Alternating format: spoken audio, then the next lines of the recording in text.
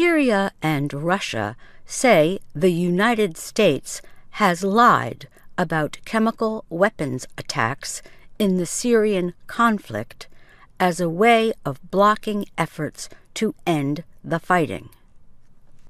A Syrian Foreign Ministry source condemned what it called lies and allegations by U.S. Secretary of State Rex Tillerson and French Foreign Minister Jean-Yves Le Drian. Sana, Syria's state-operated news agency, reported the Syrian officials' comments.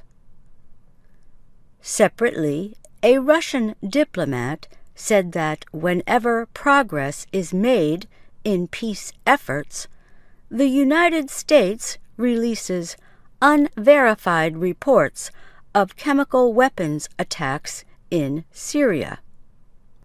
Deputy Foreign Minister Sergei Ryabkov spoke to the Interfax news agency.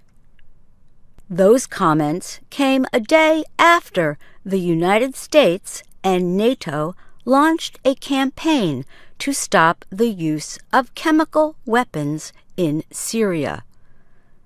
The alliance noted Russia's protection of Syrian President Bashar al-Assad's government.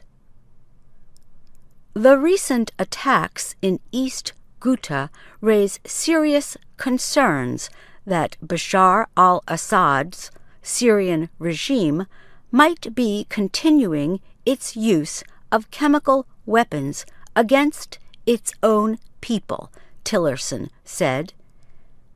He spoke at a conference in Paris.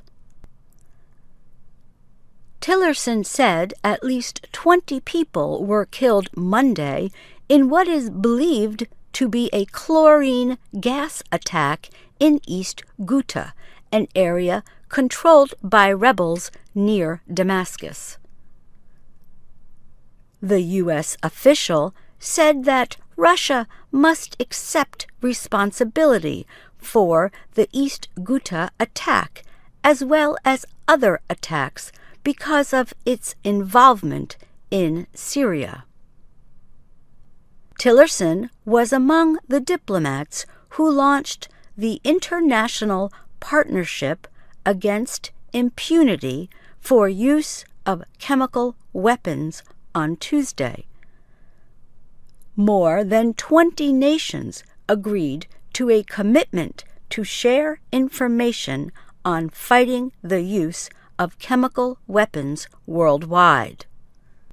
The Secretary of State said Russia's failure to stop the use of chemical weapons in Syria raises questions about its commitment to resolving the conflict. At a very minimum, Russia must stop vetoing and at least abstain from future Security Council votes about Syria, Tillerson said.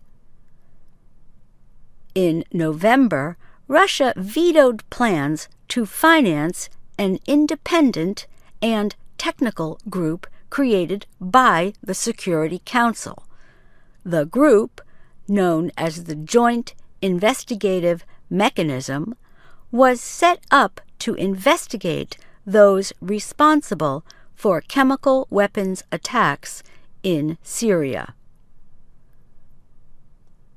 The U.S. ambassador to the United Nations, Nikki Haley, said the Russian veto sent a message to the world that chemical weapons use is acceptable, and no one will be held accountable.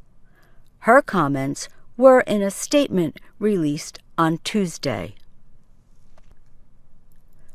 Turkey's offensive in the northern Syrian community of Afrin was also discussed at Tuesday's talks in Paris. Tillerson met there with Turkish Foreign Minister Mevlut Cavusoglu. On Monday, during a stop in London, The Secretary of State said the United States is concerned about the offensive against U.S.-supported Kurdish YPG fighters in Syria. Turkish military operations on Monday attempted to push the Kurdish militia out of the Afrin area. The militia controls parts of northern Syria and has been successful in the fight against Islamic State militants.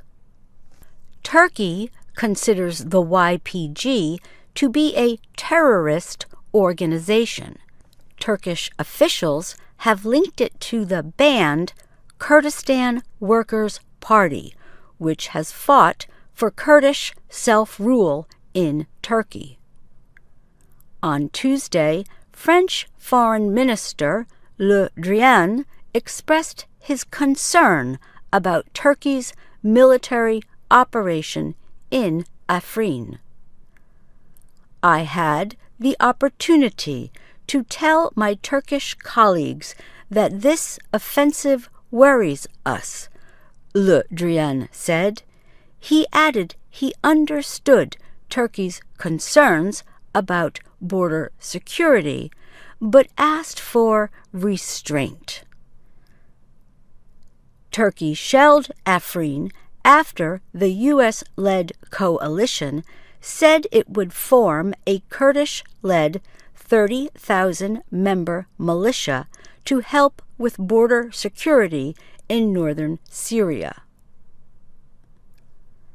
The U.S. government later said it was not creating a border force, and the goal was to improve security in liberated areas. I'm Susan Shand.